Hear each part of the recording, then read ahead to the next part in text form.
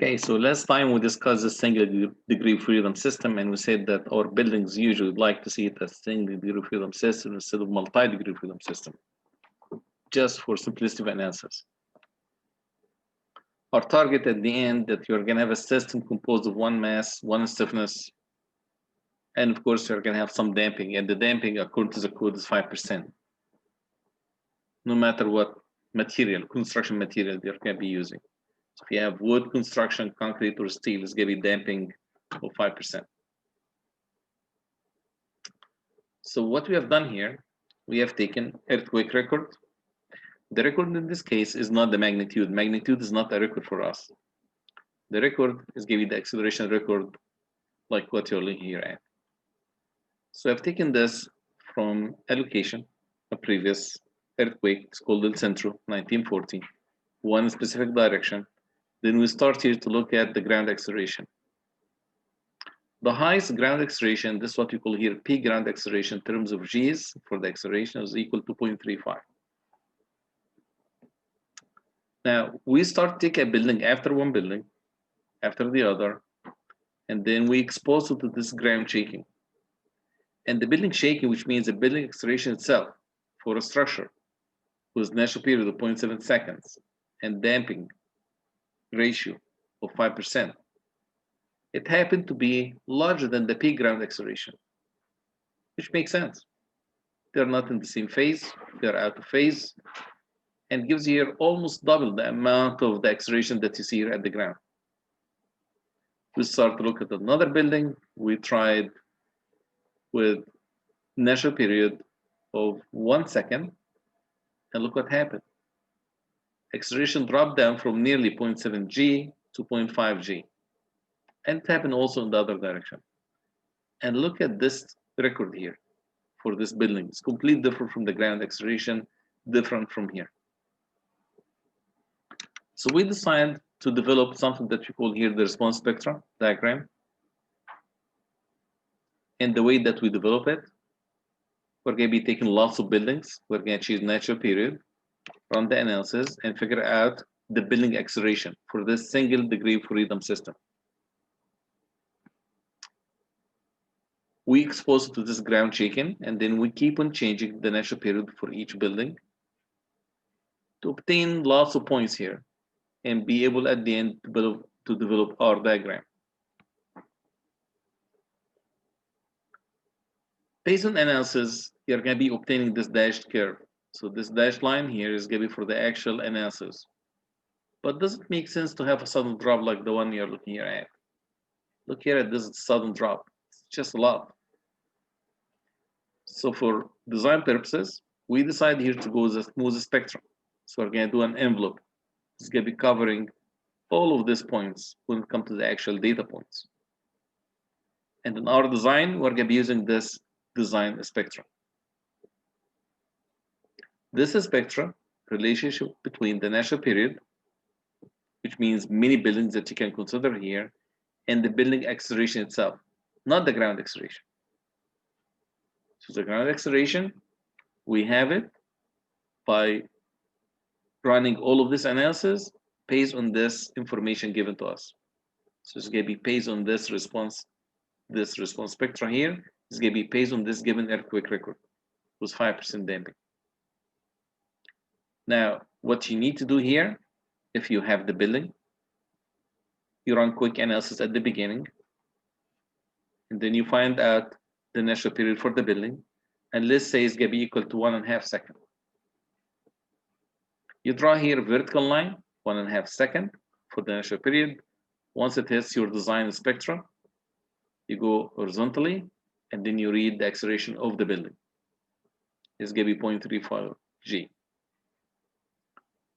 You can consider another data point here. You take another building, 3 seconds natural period, and you get about 15% for the acceleration of the building itself. Okay, now you have the acceleration of the building. Now I'm going to go back here to my equation of motion. So let me go back to it. Equation of motion says summation of the forces acting on the building is going to be equal to 0. Why equal to 0? Because there is no external force applied. So you're gonna have the inertia force is gonna be the same as the spring force, equal, let's say in value, at least. Inertia force is gonna be equal to that acceleration multiplied by the mass. And the spring force, which means the internal forces that you develop inside the building, is gonna be equal to K times X.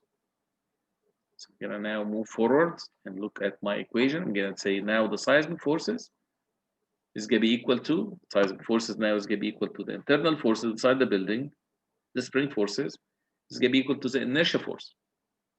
It's gonna be equal to the mass multiplied by the building acceleration. So you take this acceleration that you have just determined from the response spectra multiplied by the mass, and with that you have the seismic forces that you need to design your building for.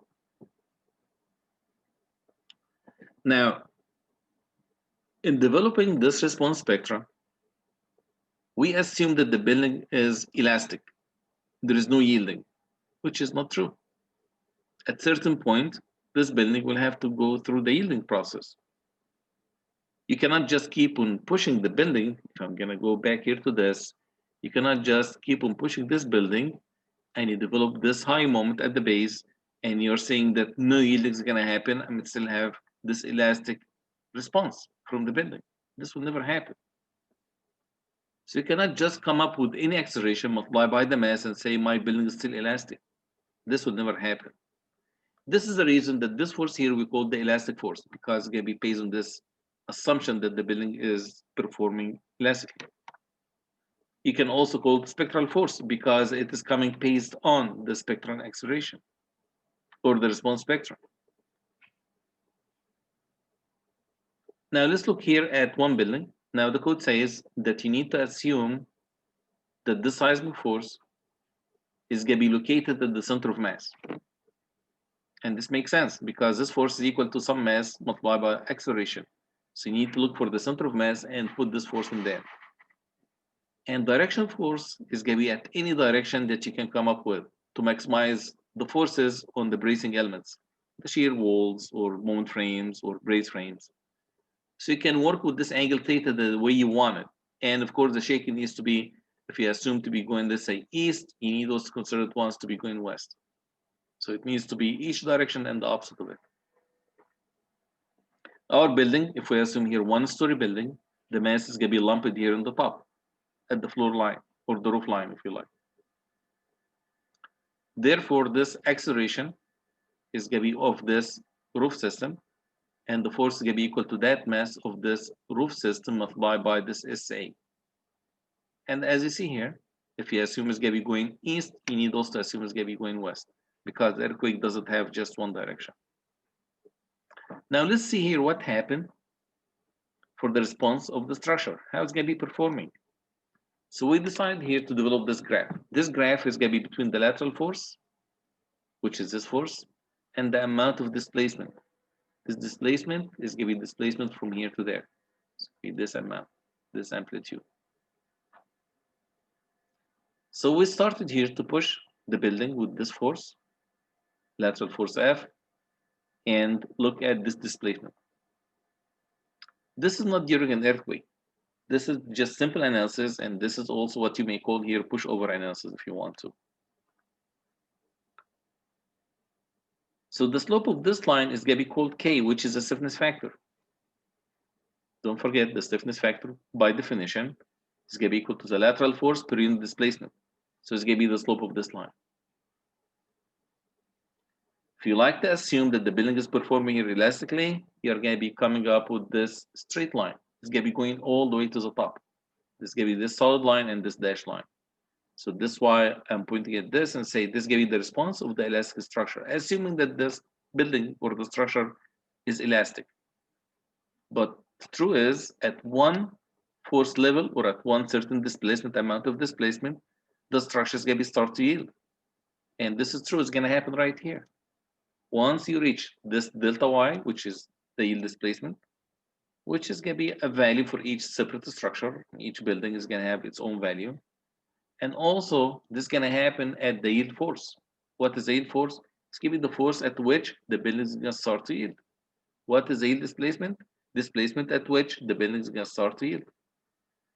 At that point, the building is going to be just moving laterally and no force is going to be built up in there.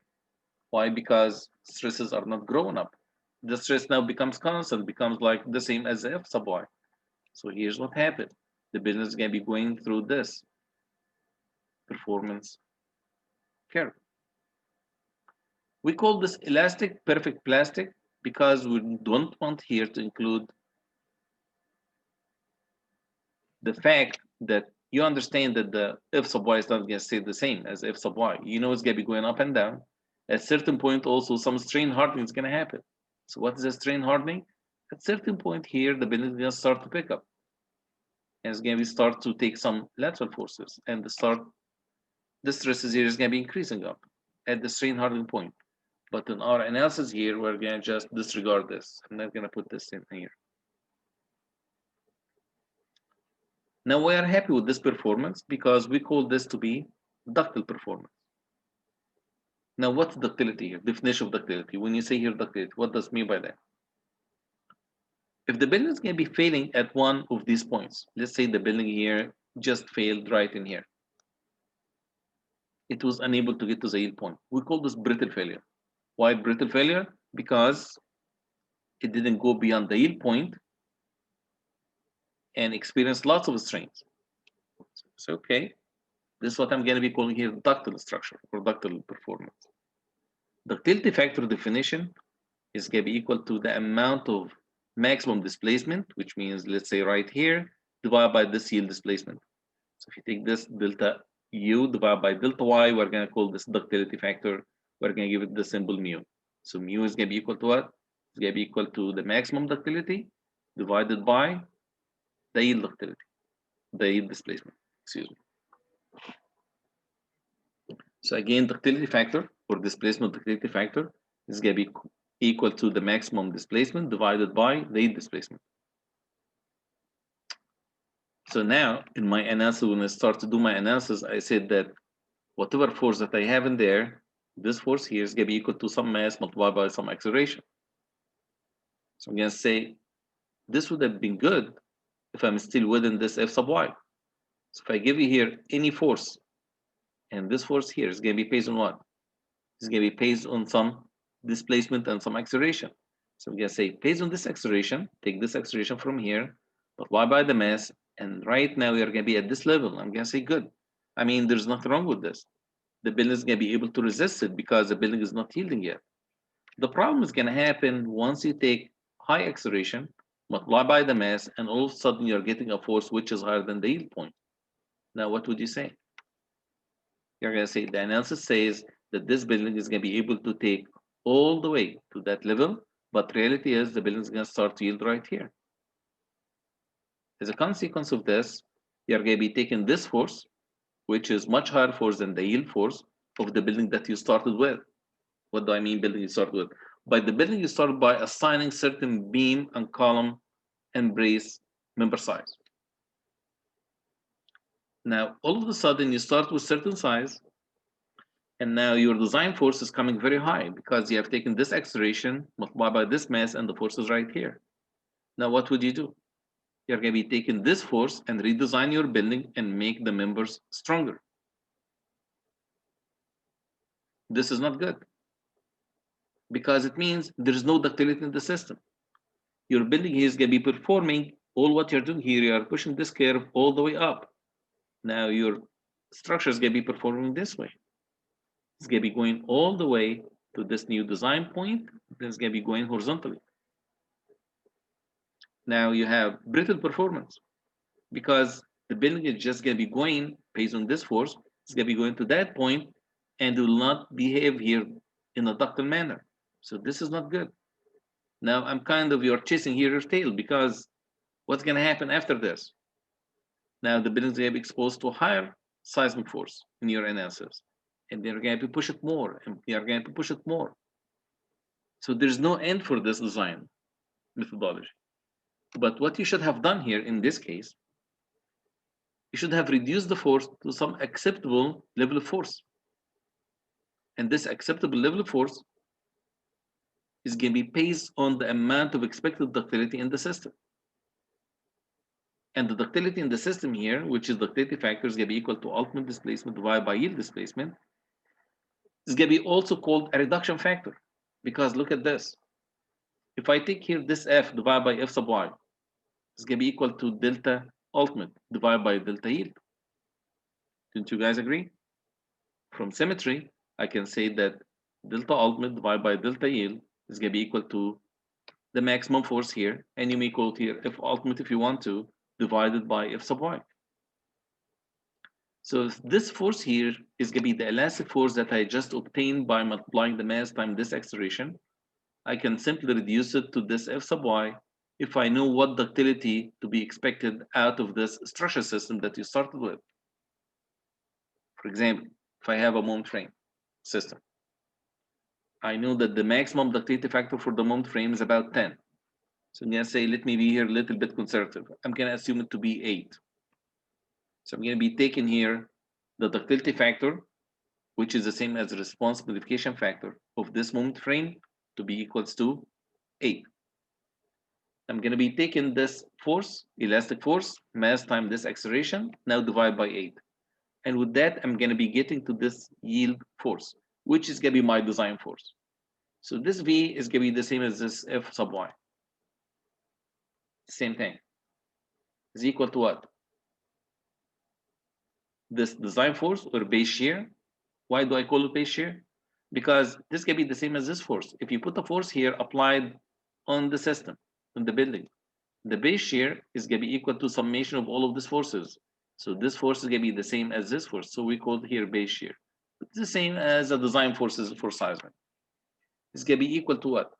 The mass multiplied by SA, elastic forces, divided by R, response modification factor. Now this is going to be my design forces. So my design forces here is going to be equal to any elastic forces divided by some good response modification factor, which is based on ductility of the system.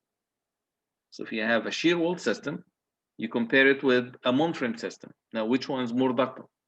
You're going to say shear wall is going to be stiff, moment frame is going to be ductile.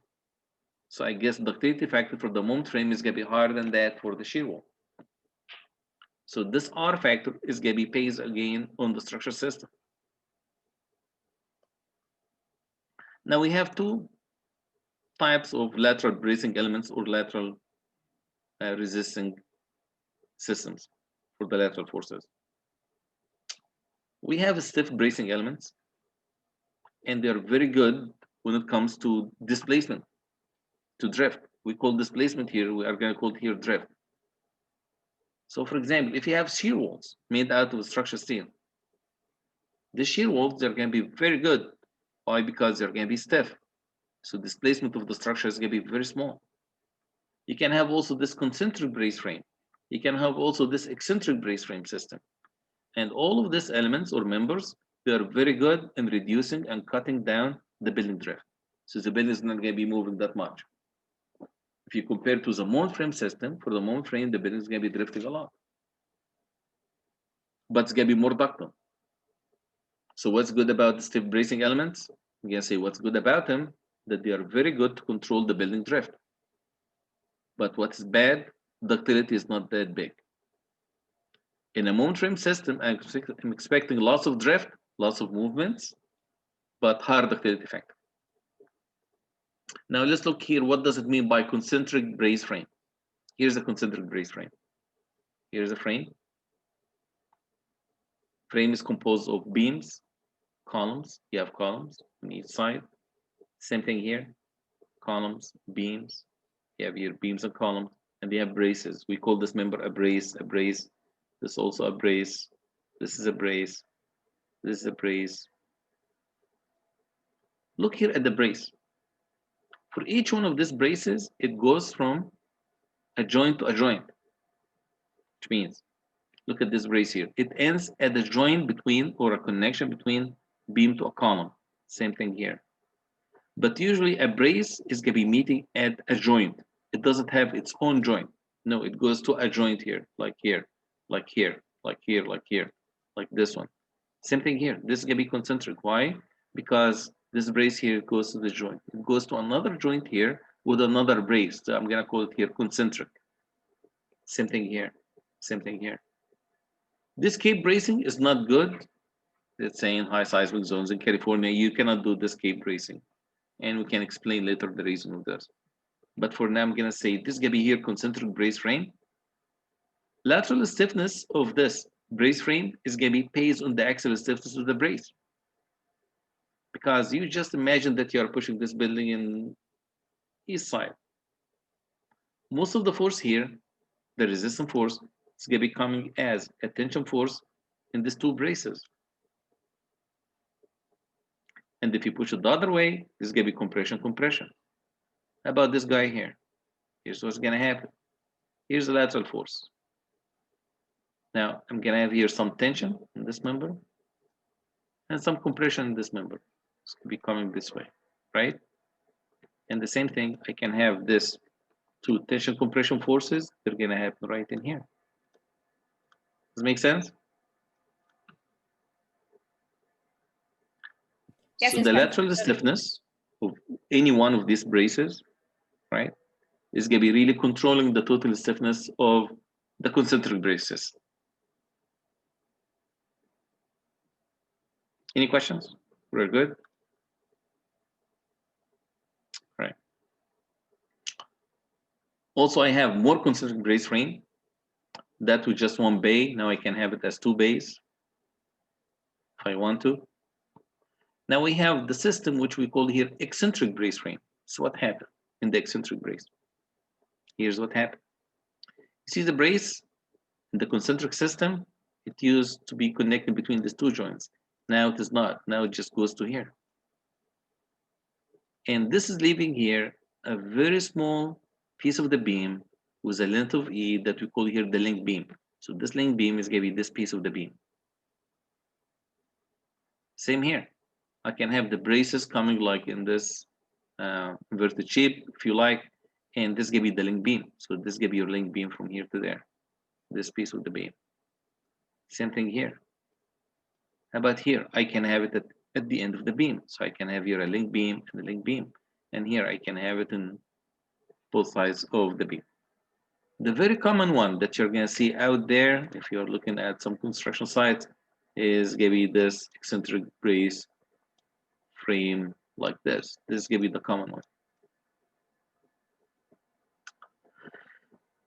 Now, the stiffness of the building or the system is coming from two things. Because in your design here, you assume that this member would become elastic, and this member here is elastic, and this member here is elastic. Same as also this brace, this part of the beam, and this part of the column. And the only section here is going to be seeing this cyclic loading and dissipating energy is going to be the link beam. Okay. We have also more eccentric brace frame. You can have it if you have more than one bay. This should be fine. And again, this is going to be the link beam, and here's going to be the link beam in this side, which is fine. But again, this is going to be the common one that you're going to see out there. Here's the connection of this eccentric brace frame. And this is going to be the link beam. The length of it is somewhere between 3 to 4 feet. And here's the brace. Here's the brace. This is an actual detail from an actual building. And as you see here, we are really concerned about this link beam. This is where all the energy is dissipated. If you like to dissipate it and keep the web in good shape, you need to provide lots of this stiffener plates. You see this plate? It's going to be a vertical plate connecting from the top flange to the bottom flange, and also you have it on both sides of this connection. All right. How about the steel frame shear walls? Do we have it? I'm going to say, yeah, here's the structure system for it. Most likely you're going to have a big W section on each side, or maybe build-up section. You're going to have here a steel plate in the middle. And this steel plate, you need to stiffen it somehow. Here's an actual drawings or an actual picture from structured steel building with some steel frame shear wall. And look what happened. This is actually made out of big steel section, as you see here. And then you have a steel plate, which is this give you the shear wall. At certain point, we cut this corner here. We don't want to have it open. Otherwise, you're going to see here lots of cracks and damage at the steel. So we cut these corners because of the welding. Now, we have also this ductile system, which is composed of some steel mountain. Professor? Yes. When we cut the corner, what do we place instead of them? When we what? When we cut the corner in those braces, what Yes. do we place? We What are do we reducing place the in this concentration opening? of the stresses. What you're doing here, you cut the area at which you have concentration of stresses. So instead of leaving it there and see some damage, you just cut it. Because this area here, you're going to see lots of stresses later on, and you don't want it to be concentrated and crack the weld. Don't forget that the weld is very brittle material, so you don't want to weld this section here, right, at this location. So all the stresses are transferred through the side of the member. What's going to happen here, and instead of having build up some stresses here at the end of the wall, you're not going to be taking any stress concentration at this location. If you just wait for the moment frame, and it is going to be very clear to you exactly why you are cutting the weld at this location, or why we don't want to keep the weld at this location here. Okay. All right, just give me a couple of minutes. We're going to be going through this, maybe 5 minutes. The ductile system that you'd like to see is going to be like this moment frame. I don't see here any braces, and the lateral stiffness is going to be based on the connection stiffness. If this connection here is strong enough, now the stiffness of the lateral system is going to be based on the column stiffness and the beam stiffness, provided that you have good connections here, so that when this drifts right and left, you're going to have your good connections, not going to fail. This moment frame is good because, generally speaking, it reduces the design forces. If you like to check or choose one of these moment frames, the total design force is going to be less than that you would have done if you are going to go with eccentric brace frame, or let's say ordinary moment frame or concentric brace frame, just simply because it is more ductile. The bad thing is going to drift a lot, so this is not good. So with that, I'm going to be going back here to this graph. I'd like to study it more. I say okay. So what's good about moment frame? Design force is going to be less. And let's say for eccentric brace frame or concentric brace frame, design force is going to be right here. So number one, what's going to happen for a moment frame? A moment frame, you're going to have less forces. But the problem is it's going to drift a lot. So for a moment frame, the drift is going to be, let's say, going all the way to here. And for a concentric brace frame, it's true that the design force is going to be a little bit higher, but deflection or drift is going to be less. Now, someone's going to say, now, which one do you want me to go with? You can say a moment frame, according to what I have seen here, doesn't have braces, which means if you're doing here exterior side of the building, you'd like to put maybe a moment frame so that you can put windows, unless the architect is looking for some braces to be exposed. But when it comes to inside of the building, within the building, inside the building, maybe you'd like to use eccentric brace frame. Now, which one is cheaper and which one is going to be more expensive? Now, think about the eccentric brace frame. And look at this. Think about the amount of weld that you see here right in front of you, and the stiffener plates, and all of this stuff that you're looking here at. Now, compared to the moment frame that you haven't seen a detail for it yet. So I'm going to say, here's the moment frame detail. Now, which one's going to be more expensive and which one's going to be heavier when it comes to the structural steel section? I'm going to say, when it comes to the weight, most likely this moment frame, if you just go with a moment frame building, this is going to be much heavier, because this is not as stiff as the eccentric or concentric brace system. So in any one of these two systems, the concentric and the eccentric, the stiffness itself is high by its nature. And the reason, again, is because the braces, it depends on the axial stiffness of the brace. But in moment frames, it depends on the stiffness of the column bending and the beam bending, which is going to be much lower than that of the concentric or eccentric brace system.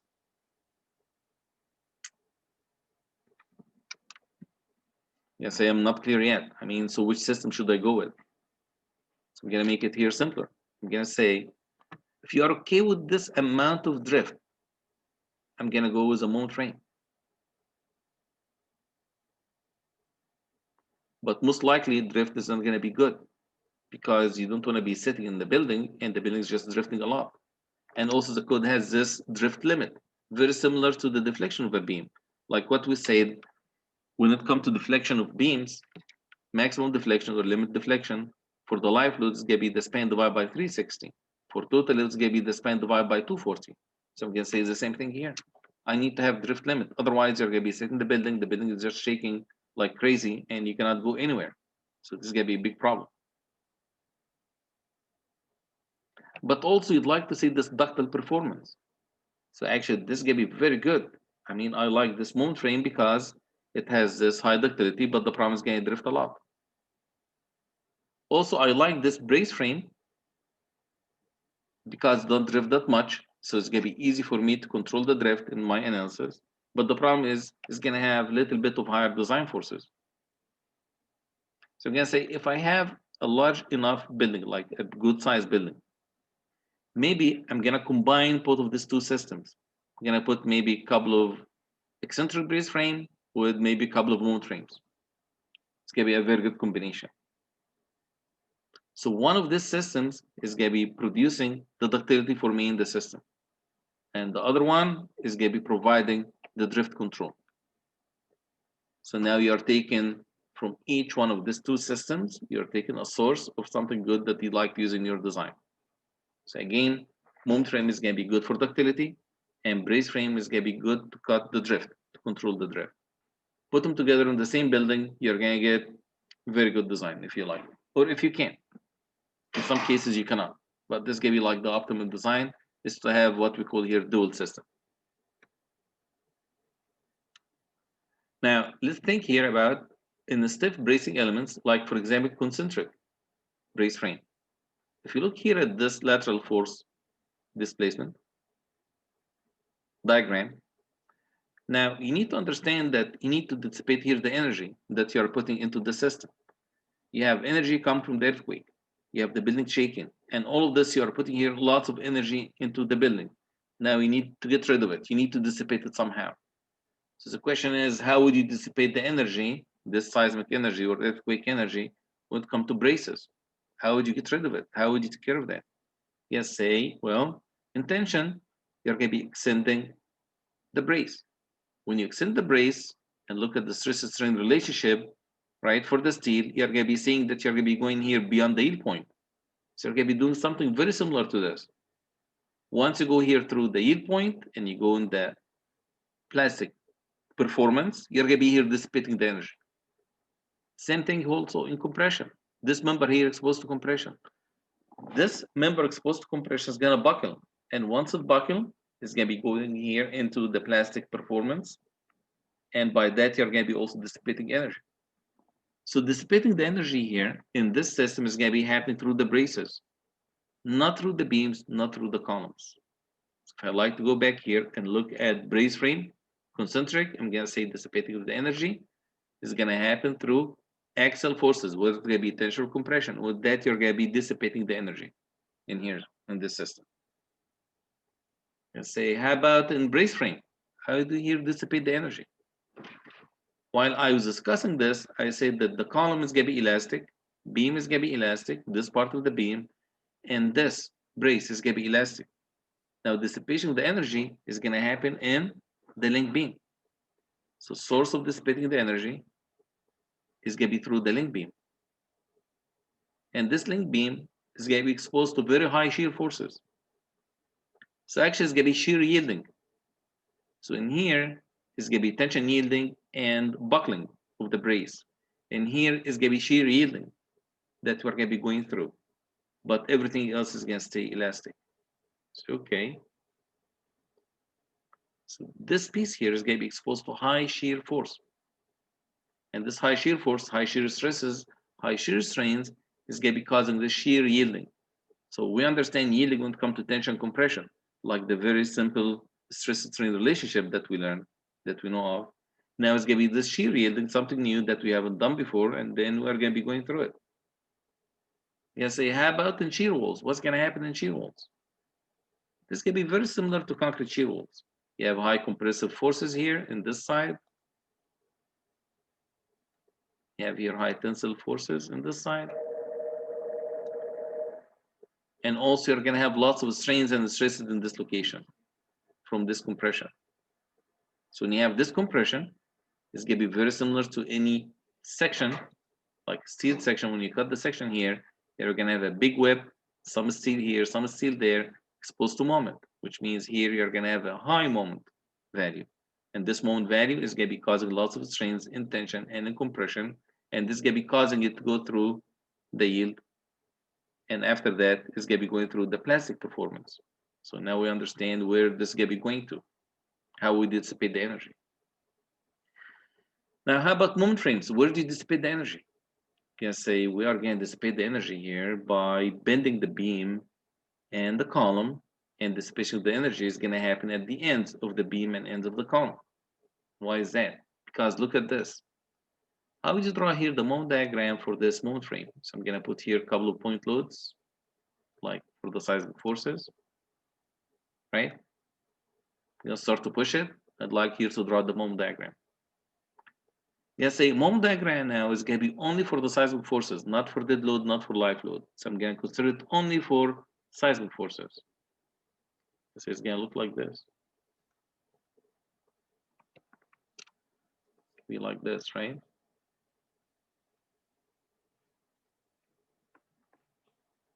And here also is going to be like this.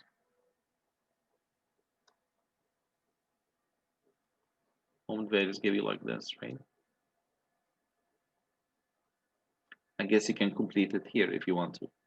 How about here the moment on the column? You can see moment on the column, it's going to be like this. And moment on this column is going to be like this. And this column is going to be like this. And of course, you can just draw the moment this way.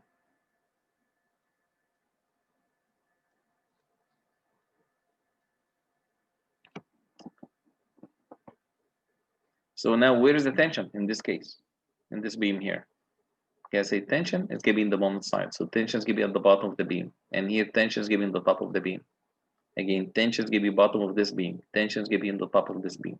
Same thing for the column. Tension is going to be in this side of the column and in this side of the column. So usually we draw the moment at the tension side, if you like. Now, once you put the seismic force in the other direction, this moment is going to be just mirrored. So this moment here is going to be now up here in this location, and this beam here is going to be at the bottom. As long as here you are looking at the seismic forces, the maximum moment is going to happen at the end of the beam and end of the column. Look at this. End of the beam would see the highest moment. End of the beam here sees the highest moment. How about the column? Same thing. Top and bottom for each column is give you the highest moment ever. And once you get here to the high moment area, it means this area here is going to be exposed to high strains and high stresses. And this where you're going to see here this elastic and then perfectly plastic response or behavior, if you like. So if you are talking here dissipating the energy, I'm going to say it's going to happen at the end of the beam and end of the column. Let's say at this location here. At this location here. This is where you have the energy dissipation. And also at this location, right? So I can repeat this for all beams and all columns. You can just put circles. And this circle is going to say, now what's going to happen?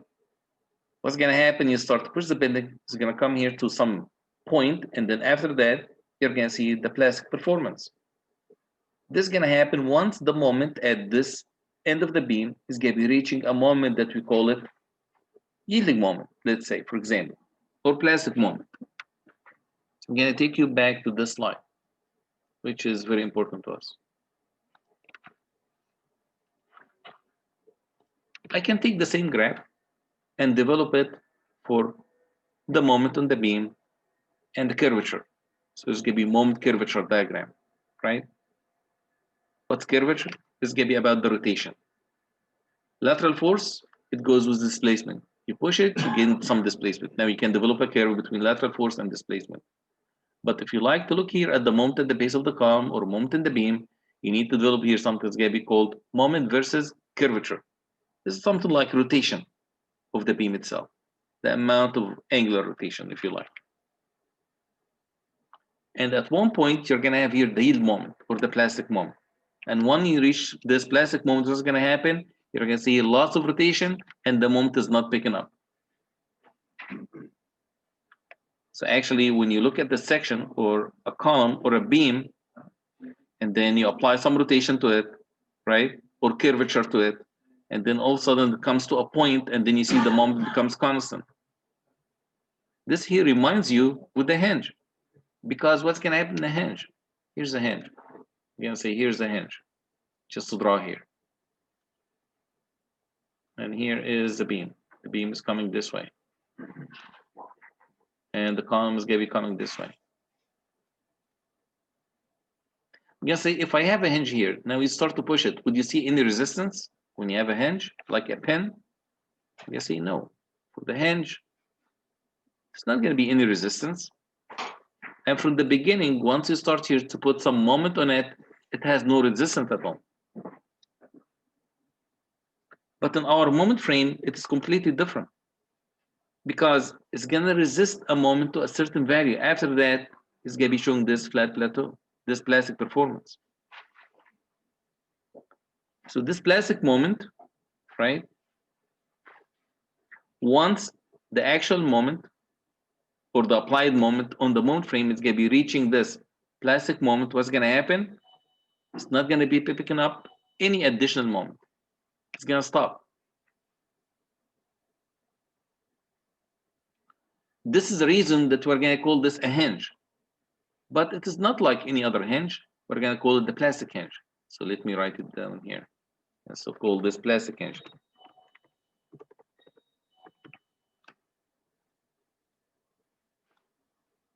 What is a plastic hinge now? It is a hinge.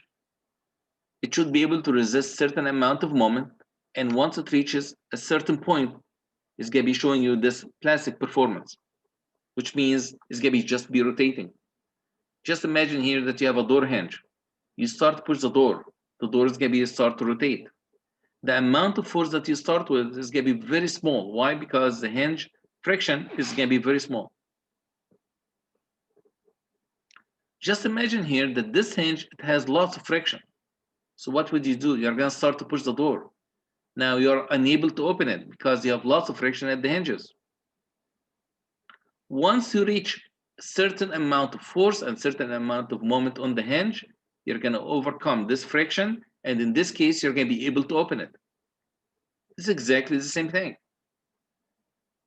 This plastic hinge is able to support or to resist certain amount of moment. Once it goes to this moment, after that, it's going to be start to move or to rotate. And we're going to call this, is going to be the plastic moment. And in this case, this hinge here, I'm going to be calling it the plastic hinge. It's not an actual hinge, but it is a connection, like a beam column connection. And once it reaches a certain amount of moment and rotation, it's going to start to lose the strength. It's going to just start to rotate. It cannot take any additional moment. Why? Because the steel as a material, it is already start to yield. So there's no here resistance at all. And right at this plastic hinge, you're going to be dissipating all the energy in the moment frame system.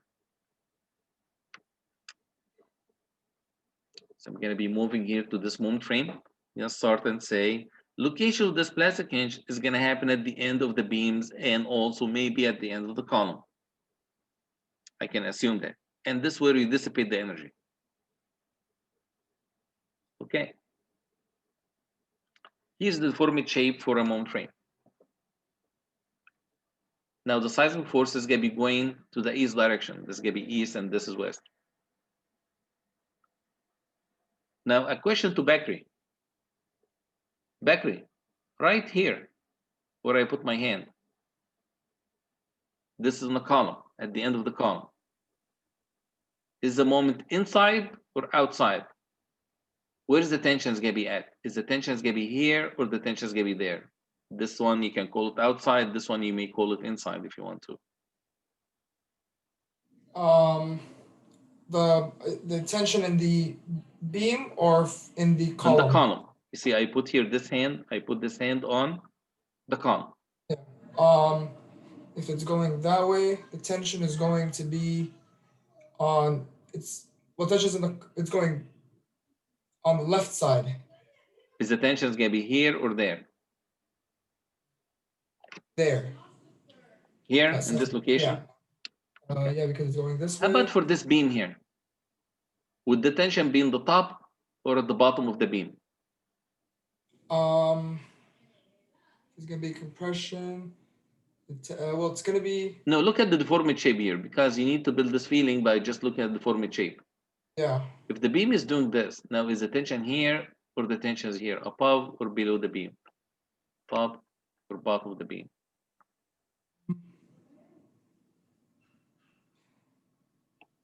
I'm not so sure because right now the beam looks like it's going in. You know, it's pushing on itself. I'd assume at the bottom. At the bottom, tension is going to be here. Is this I'm your guessing final it's answer? Yeah, lock it in. All right. So your answer is correct. Yes, it's going to be at the bottom of the beam. All right. All right. Now I'd like here to ask you the same question I asked you a minute ago. I'm going to say, how about on the column? Is it going to be to the right of the column or left of the column? I'm talking here about the tension. Here or there? Well, the on the right side of it. On the right side is going to be tension. So it's not going to be outside, right? And this makes sense because if you bring here a beam and a column, right? You start here to push the beam this way, and you start to push here the column this way. Now where's the tension? Tension is going to be here and there. Where's compression is going to be here and there? Because you're just trying to open it up, right? You're trying to do this to it. All right, Diana. I'm looking here at this column. Okay, Yes. are you there? Mm-hmm. So at the bottom of this column here, where is the tension side? Is it going to be right or left? It's going to be on the left. It's giving the left, so tension is going to be here. How about this column here? Is the tension going to be right or left? Same thing. It's going to be on the left. This is correct. Now, I want you guys to look at this moment diagram.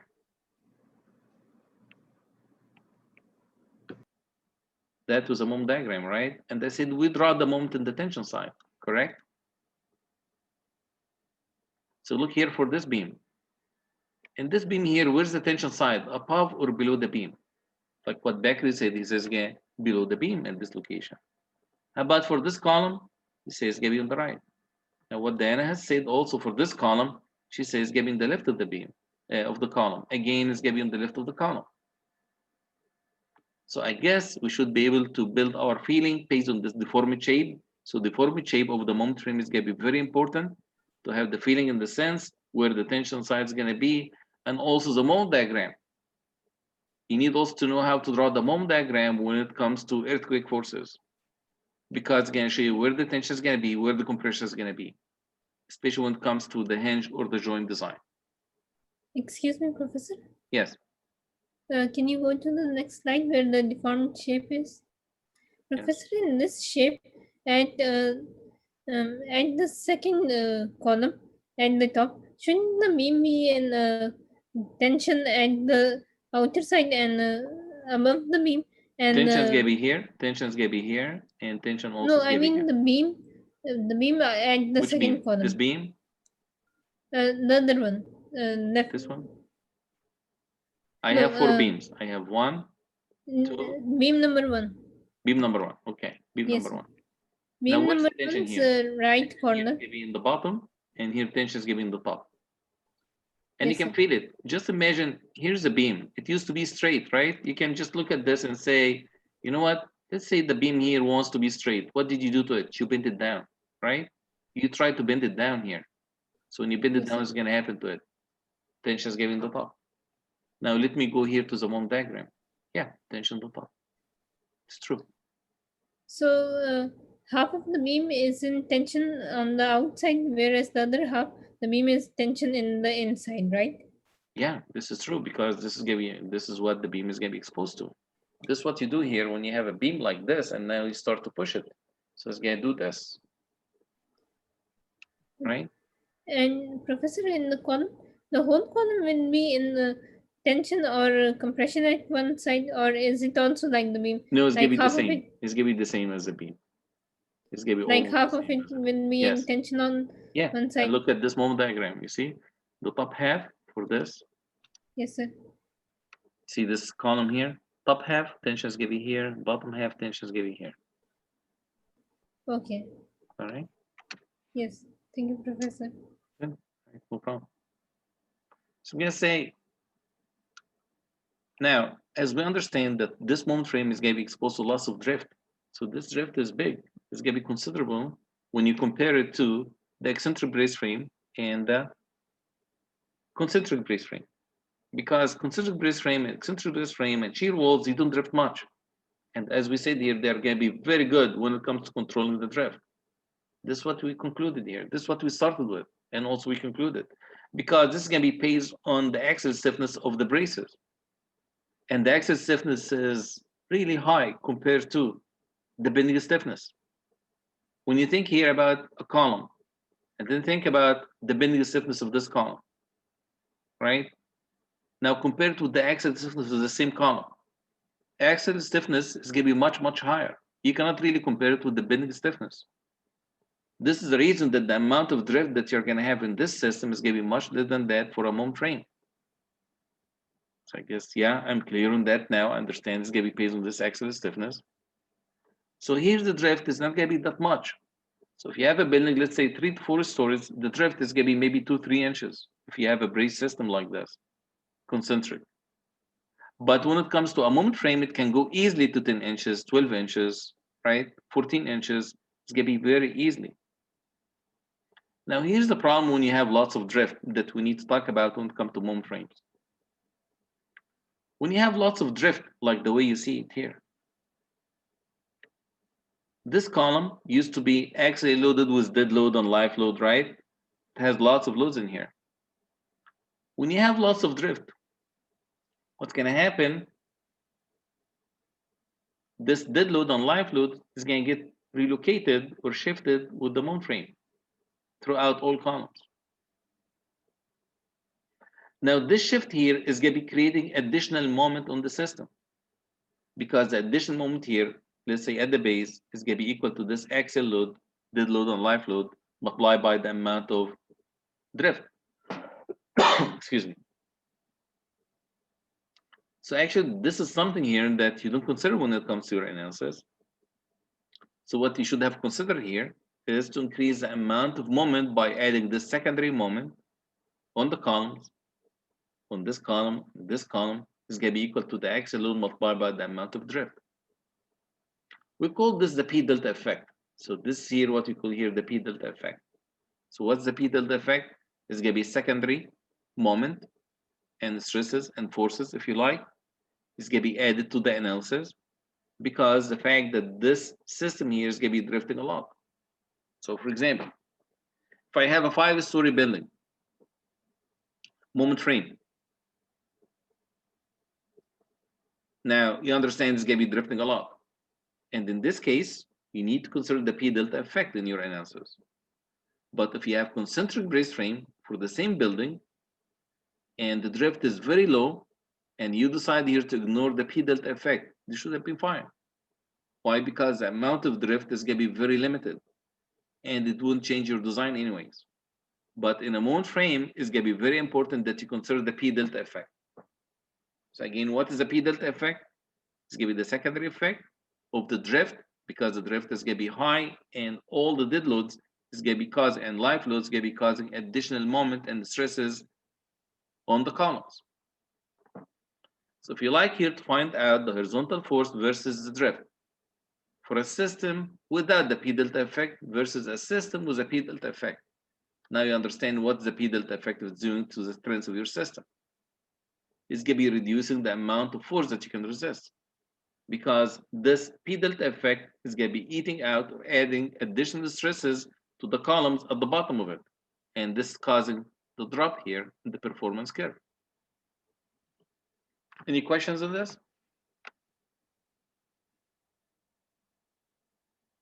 The reason of this P delta effect, at what case we consider it? I guess this is going to be a very good point here for, let's say, quiz or maybe exam problem, right? Discussion of this P delta effect. Where would you consider it? Is it when you do gravity analysis, like you're designing a beam, composite beam? I'm going to say no. This when you design your columns and moment frames. And what is the reason behind it? I'm going to say because this high drift that the lateral system is going to be exposed to, the building here is going to be seeing lots of drift, which means the dead load and live load, axial load in the column, right, is going to be relocated, and it's going to be this additional moment, which is equal to this load multiplied by the amount of drift.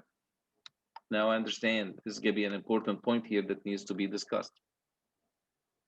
How about the energy dissipation that went through today? Do you guys think it's going to be important where the energy is going to get dissipated? So I'd like to ask Elizabeth. Do you know, Elizabeth, where the dissipation of the energy is going to happen in concentric brace frame system? You had mentioned that it would probably go down the frame and everything with the compression and out through the tension. So is it going to be in the beams? Force? Let me give you three options: beams, okay. columns, braces. Which one? The braces. Okay, very good. Thank you. How about in concentric brace frame? It would be centered through the beam, E. Column, link beam. We call it a link beam. The link beam. Or the column. Good. How about in moment frames? Where the energy dissipation is going to happen? Here for you. Hold on. Where does it happen? In moment frames, it's primarily by the beams and the columns like that. At the end points. Yeah. Yeah. Does it have a name? Sorry. They would be the plastic hinge areas. Yes, exactly. We have it right here. So you know what is that for? This is why I brought this slide for you.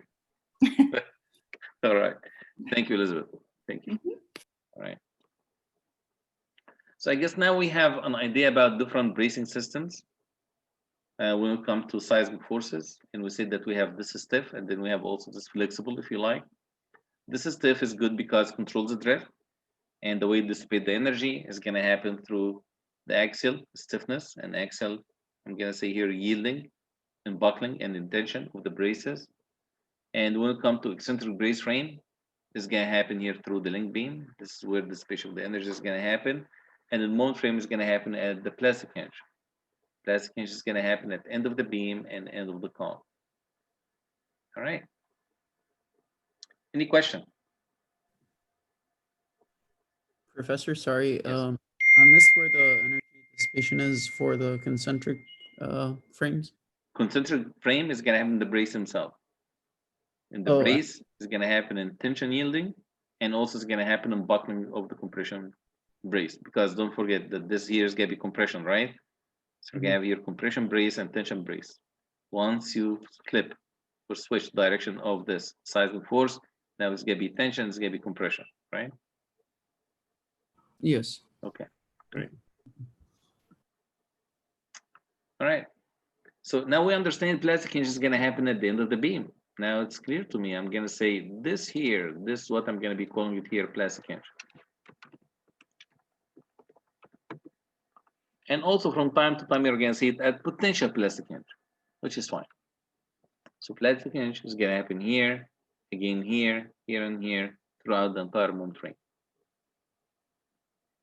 Now, I'm going to be looking here at the column. Here's the column flange, right? And the column web. And here's the beam coming to it. This is exactly where the plastic hinge is going to happen. So we're going to have the highest moment in the beam is going to happen right here. And look at this interface between the beam and the column. We're going to have high moment. High moment means what? High stresses, high strains. I understand the steel is the ductile material because look at the stress-strain relationship, right? It has loss of ductility. This is good in the steel, right?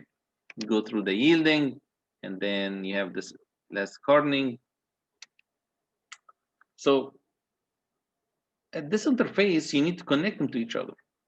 So you need to weld them. The problem about the weld is going to be very brittle. And once you start here to go through the first and second cycle of the earthquake, you're going to see cracks here in the welded connection. And this happened in the pre-Northridge connections, which just connecting the beam directly to the column this way. So here's going to be the beam bottom flange. It's connected directly to the column flange with just a line of weld. And look what happened here. They cut this piece out. You see this piece? You cannot really weld this area here. If you do the plate this way, you're going to be damaging the web of the beam because you're going to have high moment value and it's going to be creating high strains. And this weld is brittle. It cannot take all of this high strains, right? It's going to fail. So what happened in Northridge earthquake? You're looking at buildings after the failure and the damage.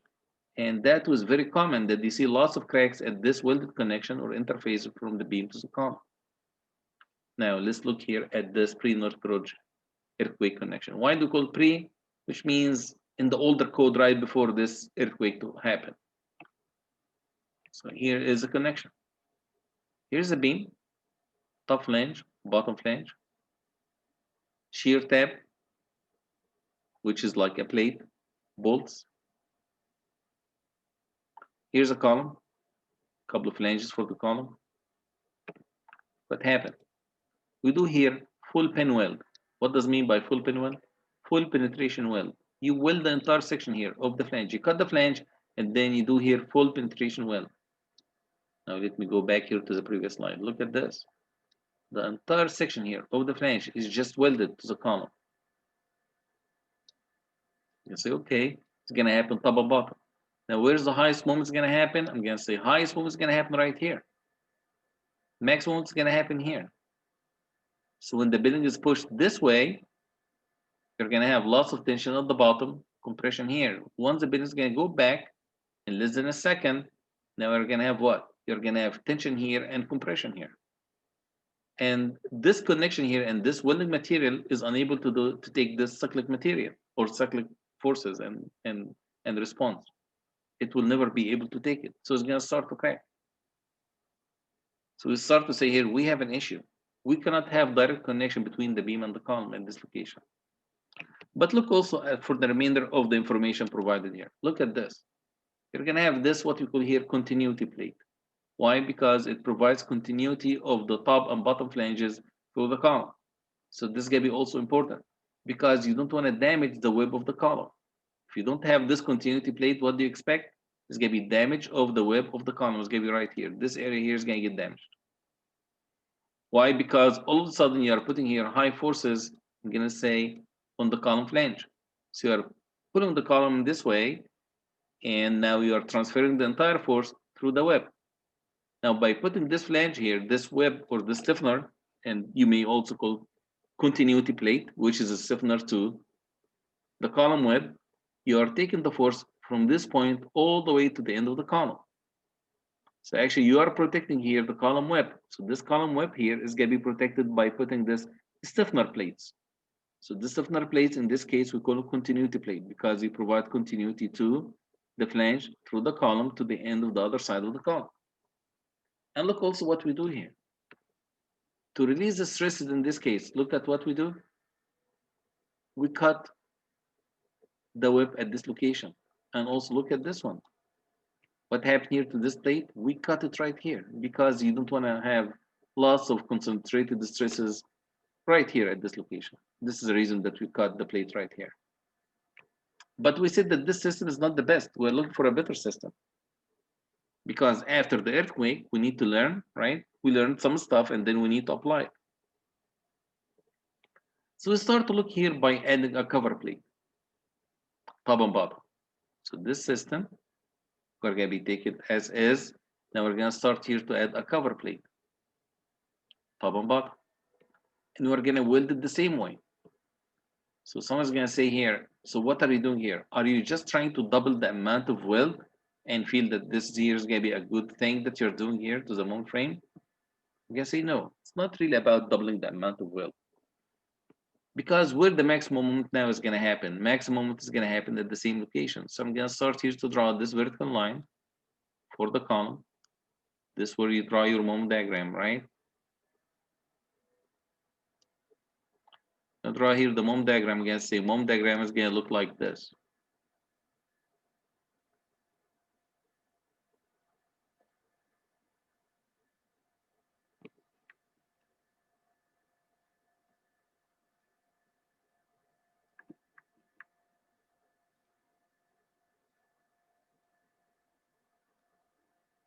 So here is the moment, right? Moment value is going to be right here. Here I'm going to say, I know it is not to scale, but this is going to be the datum for the beam, all right? This is going to be the moment diagram. So when you draw the moment, if you do some analysis for a moment frame, the max moment is going to happen at the center of the column. I understand this is going to be max moment. So I'm going to say this is going to be moment at center of column. Max moment, M max.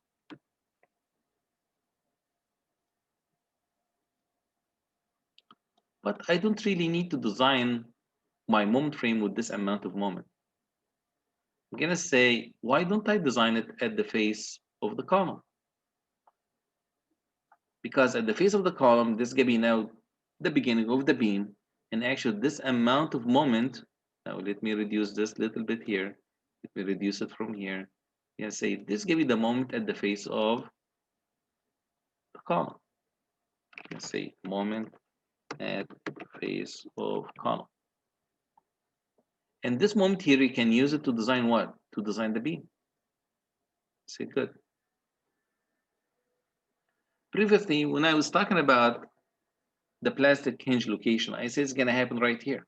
So the plastic hinge is going to happen right here at this location. And it's going to start at the maximum moment. So I'm not really interested in this M max at the center of the column. I'm going to be interested in the moment at the face of the column. And this is going to be the area that's going to get plasticized. It's going to be exposed to lots of strains and stresses, right? So I said, fine. I'm going to say, where do you think the system is going to start to yield? I'm going to say, here's the stress-strain relationship. And say I have here, this is going to be the yield point. And then after that, I'm going to have a straight line. You remember the equation that says the stress, which is F equals M divided by S, section modulus? You guys remember this equation, right? I guess. You take the moment, divide by the section modulus of the beam, is going to get you the stresses top and bottom. We call this deflection stresses. And this deflection stress is going to be tension compression, and this is exactly what you're looking here at. So the stress here on the y-axis is going to be like this, and on the x-axis is going to be the strain. And if you recall the strain, what do we call the strain? Like what symbol? We call it what? Anyone recalls? Epsilon Greek symbol. Is what? Epsilon Greek symbol. Epsilon, right? So I'm going to say instead of epsilon, I'm going to be using here E. Right? We call it E here, which is the same as epsilon, exactly the same as epsilon. Very good. Any questions? Okay, give me a second. Maybe I can do a little bit of a change here.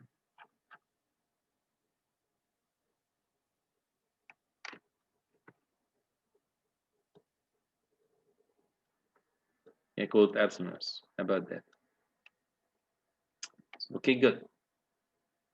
So the stress that you're looking here at, once it reaches the yield point, you're going to have lots of strains. And at that point, we're going to say the section is going to start to yield. So if you take this moment value, which is at face of column, divide by the section modulus of the beam, it's going to give you some stress. Now you come here and then you draw the stress. If your stress is going to be here, it means that you're not at the yield yet. Correct? You say, okay, this is good. But once you reach here, the yield point, your section is going to start to yield right here at this section. But how about here at this section of the beam? Is it yielding? If this point here is yielding, do you think that this point here is yielding yet? You see, no. It's going to be 1 point only is going to start to yield, right? Now start to push the system more, start to push the moment frame more. What's going to happen to this? You're going to be pushing this up. Yeah, this is true. But this area is already yielded. So what's going to happen? Other section is going to start to yield, which means the yielding zone here, or the yielded zone, is going to start to grow up. Instead of having it only at this section, it's going to be only one section, it's going to be a region. It's going to be like a plastic hinge. It's going to be extended like this. So at the beginning, when I start to push the moment frame, the yielding was only happening here. I'm going to start to push it more. It's going to be happening here, and then here, and then here, right? As long as you push it more sections or area or a segment of the steel beam is going to start to get involved in the yielding performance. I said, okay. So I guess if you know the yielding point, I'm going to call it here M sub y, which is the yield moment.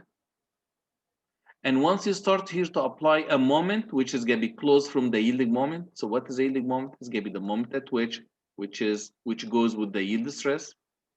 Once the applied moment here is going to be reaching the yield moment for this beam section, the beam is going to start to yield.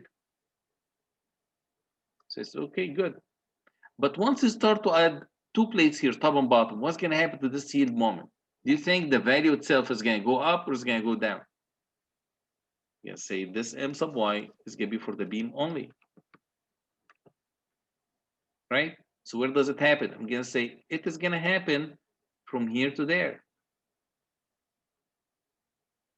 It is only applied when you don't have these two top plates. So I'm going to say in this section here, I can use M sub y for the beam itself. I'm going to say, how about for this section here? When you have the cover plate. I'm going to say, when you have the cover plate, this M sub y is going to be higher. So I'm going to call this M sub y, right? For beam with cover plate.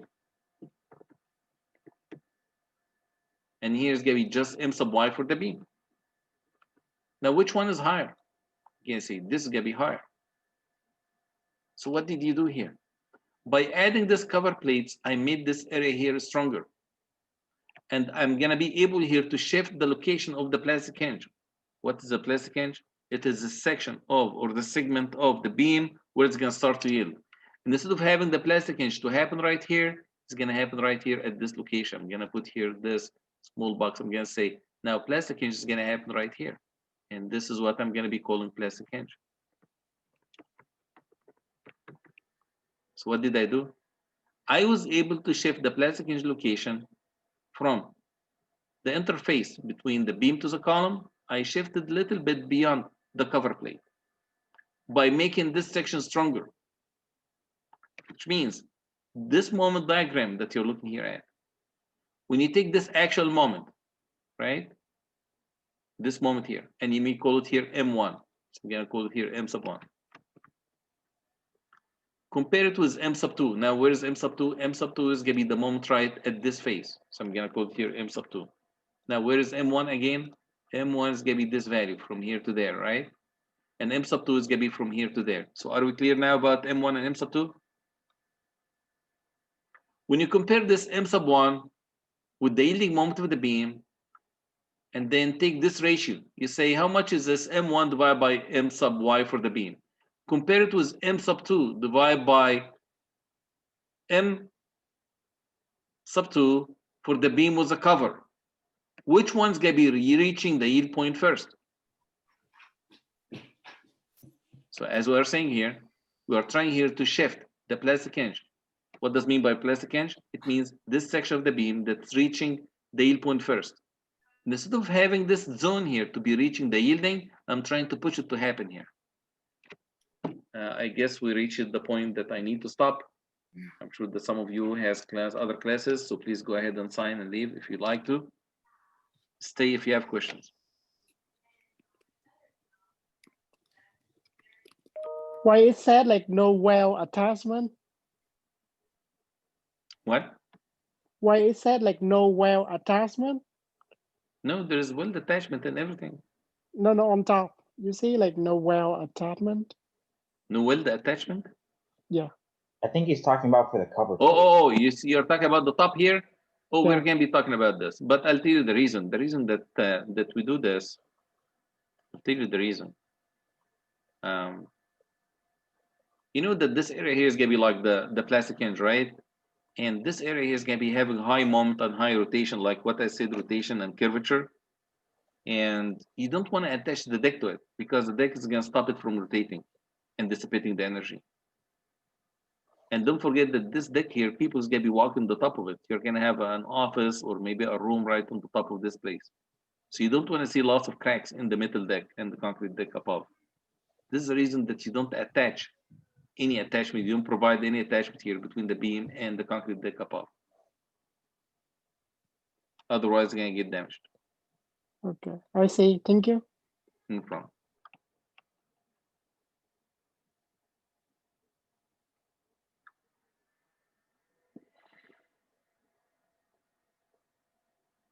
If anyone would like to review his midterm, hang around, please. And let me know.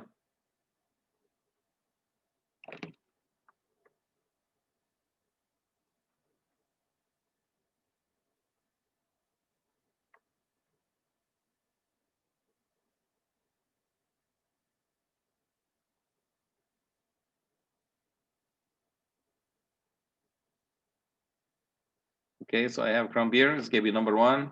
And whom else? Catherine? Yes or no?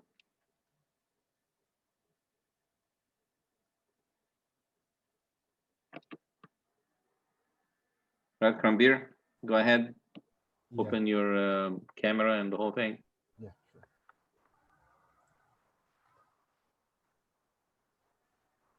How are you? Hi, Professor. Yeah, how are you? Right, well. Let me bring your exam.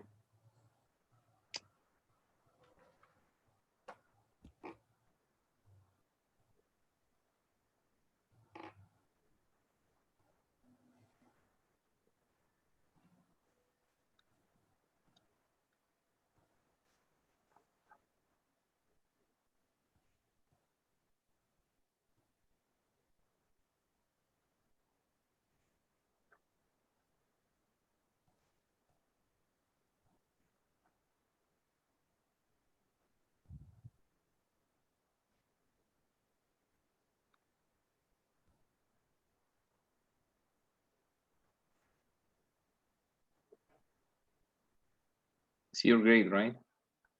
Mm, You should be happy. thank you.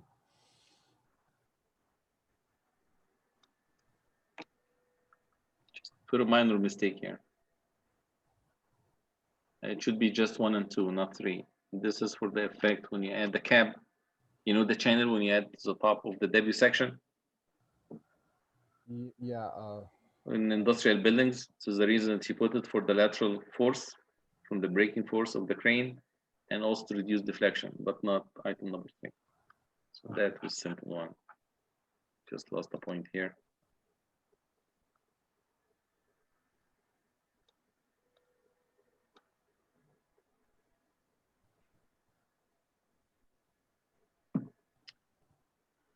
All right, this is number what? Number 3? number 3, yeah. Yeah, let's do number 2 first. Number 2 out of 28, he lost here 3 points. What is that number coming from?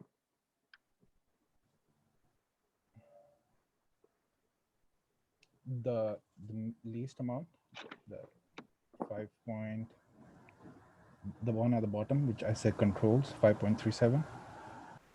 At the bottom. Yeah, this equation, why did you use this equation? Because I was comfortable and I thought it's the Why didn't same. you use the one in our notes? Yeah. All right. It's not much. You have your 3 points, the rest of it is good. Shear at the bolts. So the one we did in the class and this thing is same or? No, a little bit different. This is different. Okay. Okay. Yeah. So let me give you 0 point for that.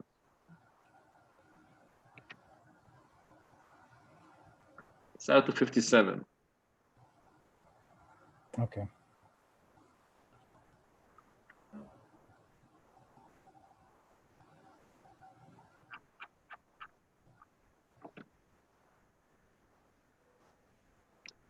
Just ignore other loop combinations. Okay.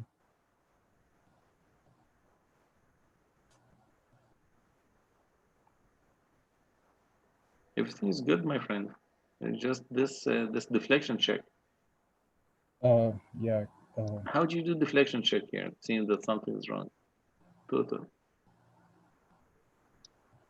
375. You cannot put the entire thing, right? It should be only for the pre-composite, right? Yeah. 375 for Is this a pre-composite or this is including the whole thing? 375 is the pre-composite value for moment of inertia. And then 1330 is for the composite section with the concrete on it.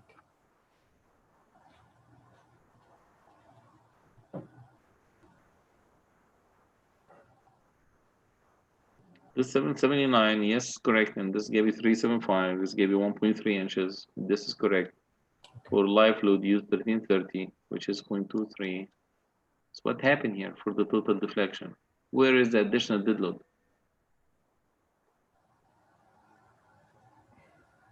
Don't you have dead load number 1, pre-composite, and then you have dead load after the composite, the 10 PSF? Okay. Yeah.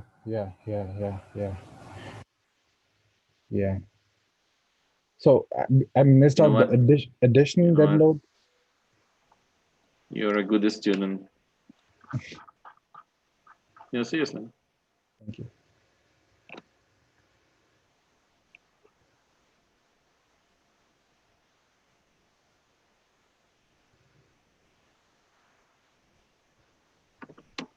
All right, my friend. Do you have any questions? Just the review. Like today was a very good lecture. I actually learned a lot of stuff, and it was actually very informative. I might be jumping ahead, but I have another class with 493 in which we are calculating the seismic weight. So my question was like, you use the other loads in the PDF you have given, like there is something called as other loads. So does the other loads means the seismic load, I mean live load, or No, is other loads is gonna be like additional dead load, right? It's gonna be the dead load. dead load? So we won't Yes. consider at all the live load, right, for the seismic weight? The seismic weight you can consider a fraction of the live load if it is more than 100 PSF for storage. But we'll reduce it, right? Since it's No, you just take 25% of it. If you have a storage, give me a sec. Let me show you what I'm talking about.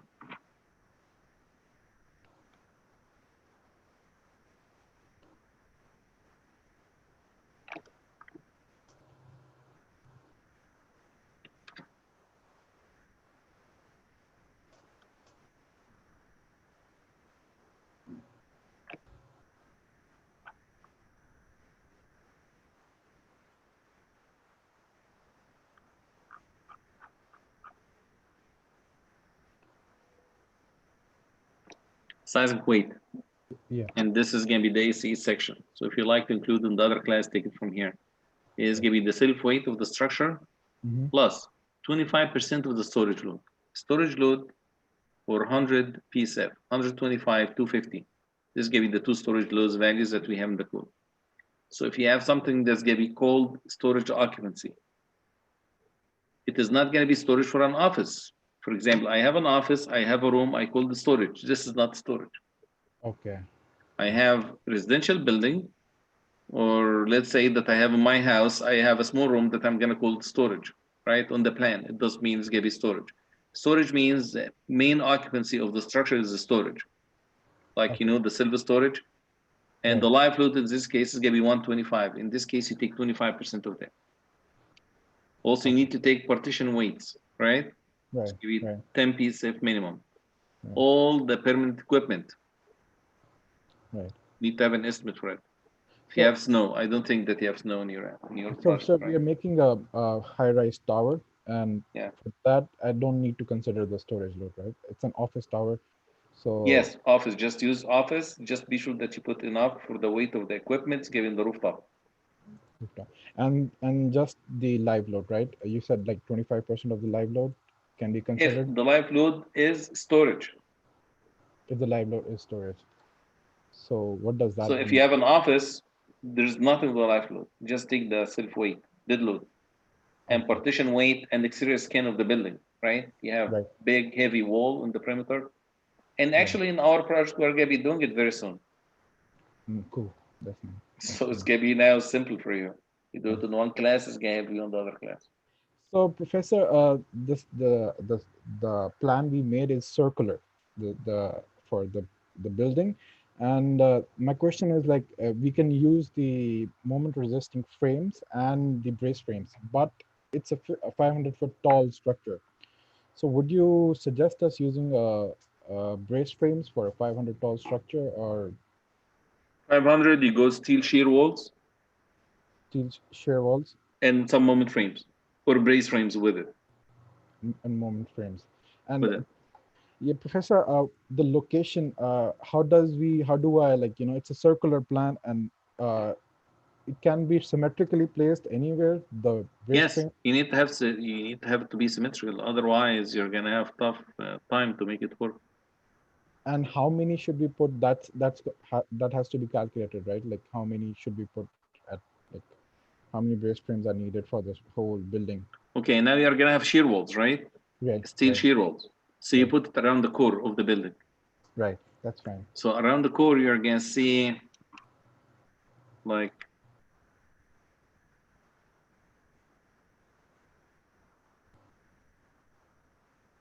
let's say that this is your building here, and your building is gonna be a big circle, right? Right.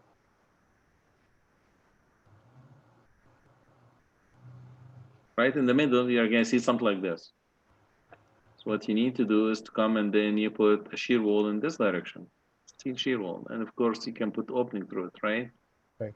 The same thing here, and then you put another shear wall here, and you put a fourth shear wall here, right? Right. Then a shear wall here. Now the question is, where's the direction of the seismic force? You say seismic force can be applied in any direction, right? Right. So we're gonna say, if I'm gonna put it this way, what's gonna happen? Actually, this is gonna be working with me, this is gonna be working, this is gonna be working, this is gonna be working. All of them is gonna be working with me with some degree, because you can take this force to resolve it in two directions, right? Right. So once you start to resolve the force in this direction, so I'm gonna say this is gonna be the total force. Gonna have here Fx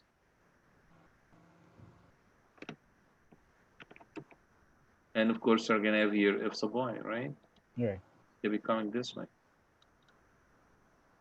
Now which one's larger, F or F sub x or F sub y? F is gonna be larger. F is gonna be larger. So this F, I'm gonna resolve it into F sub x, it's gonna be resisted by these two walls, and F sub y is resisted by these two walls. I'm gonna say, since I'm able here to put the seismic force in any direction, why don't I just design it for the total force in each direction like this? It's giving the total force that you calculate, you put it in an angle, you just put it like this.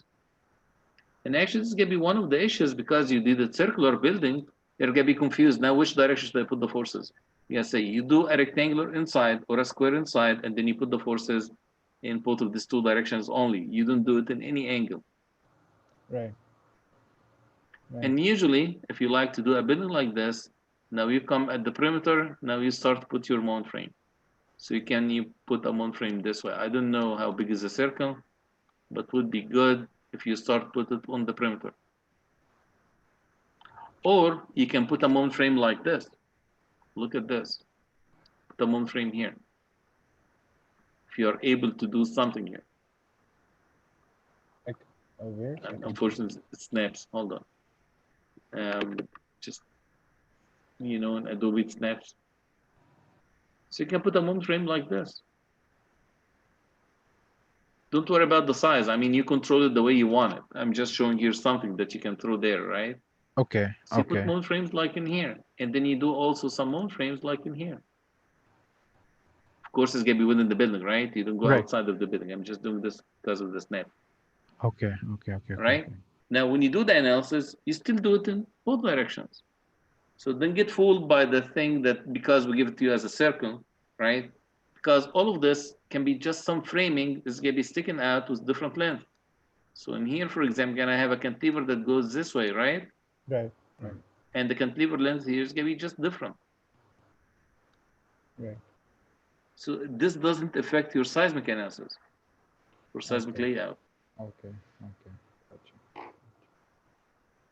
And Professor, since now we're using 2-3 systems like a shear wall and a moment resistive frame, the value for R is gonna change, right?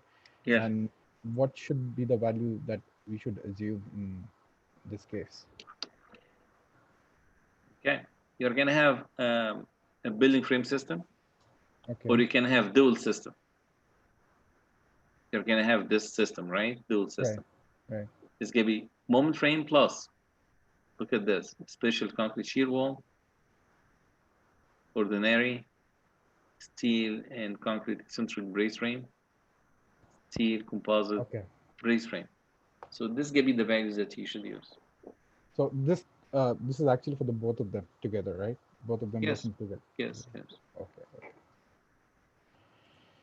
Yeah, it was a very good lecture today. I really enjoyed the lecture. I was like, All right. you went into very good details. Okay. All right. The steel eccentric brace frame was a moment frame, right? Yeah.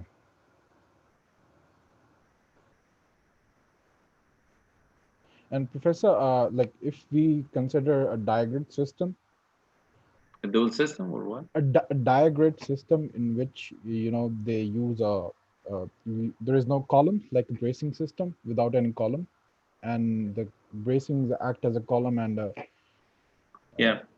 diagrid system. So if you consider as a diagrid system, I was Why? thinking Why do you want to do it this way? because it's a new thing, and and they say that it's reduced the amount of the building material by 20%. So I've read it online, so I thought it was pretty good, but there is not much analysis done online how to solve it. So I was like Solution thinking, is not the problem because you can just build the model. The problem is the performance, the actual performance of it. Something that not very common, the diagrid system. Yeah. It's not just common in construction, but it's good. It's good that you research it. Yeah, they showed that the drift was the least in diagrid system, and they said that you don't need even a core, like you don't need a core wall of anything, and you just put a diagrid system. It will take both gravity loads and lateral loads, and I was like, okay, it's going to reduce my work too. But overall, we don't have that much research, on how this thing works.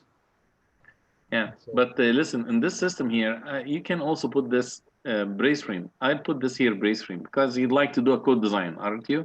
yes, sir. Yeah. Okay, if you're going to be doing code design, then don't put steel shear walls. Keep it as you can do a dual system, and you can do the moment frame with eccentric brace frame. You take an R factor of 8, which is the highest. Okay. So go in the middle, it's gonna be called D1. If you like to write your note, this is gonna be 42, slide 42. For slide set 9, it's gonna be D1. We call this D.1. Okay. Yes. Your R factor of 8. R factor 8. So same thing, right? On all the 4 sides. Yeah, in here put moment frames, and of course you can put a column, right? Right. Is the columns the way you want it. And in the middle here you put brace frame. Or eccentric brace frame is gonna be, let's say, 2 bays or 3 bays, depends on the building site. Okay. Yeah.